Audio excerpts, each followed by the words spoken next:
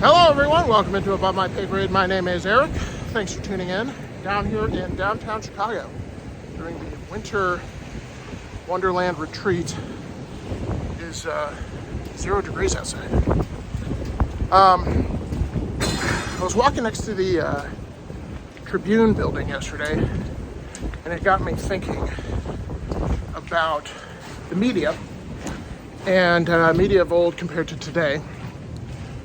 And one of the things that I think it's often easy to think, including myself, is that somehow we're in this unique time where the media is spreading propaganda, and that's never happened before. And one thing I like to remind people of is the 1930s. And in the 1930s, we had, it's cold that way.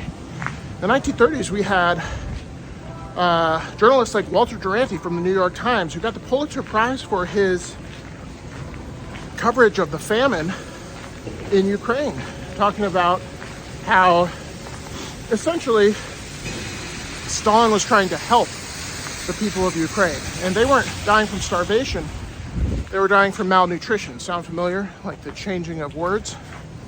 And he got the Pulitzer Prize for that. And also in the 1930s, we were spreading propaganda, like the New York Times was spreading propaganda on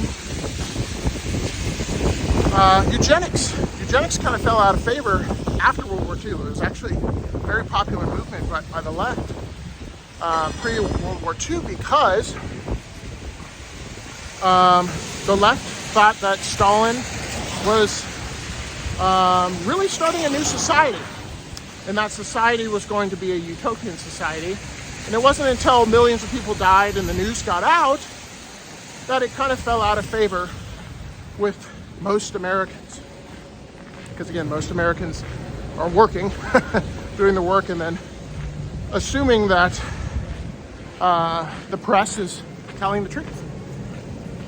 But as I was sitting next to the Tribune building yesterday, I was thinking something to be thankful for. Something that's new that we didn't have in the 1930s.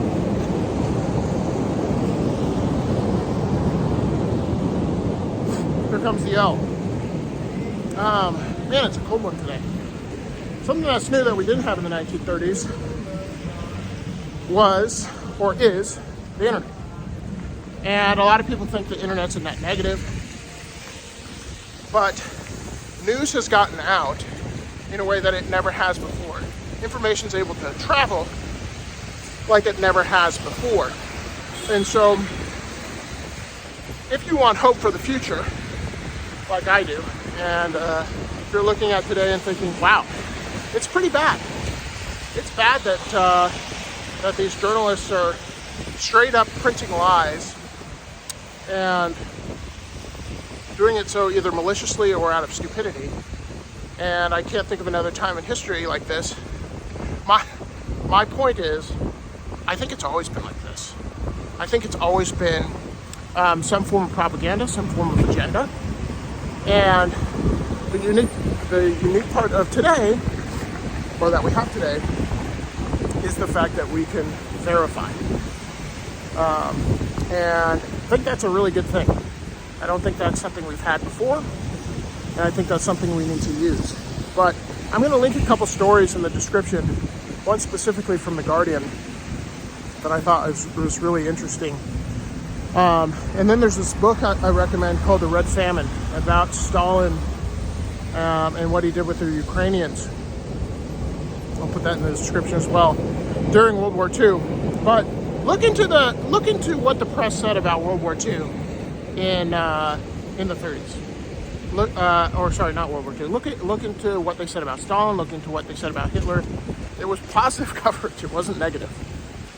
There was a movie that came out a couple years ago called Mr. Jones. I haven't seen that. I think I'm going to watch it while I'm out here. But it's about the journalist who really tried to uncover the truth in Ukraine, and I think it's fair, from what I've heard, they did a fairly good job with it.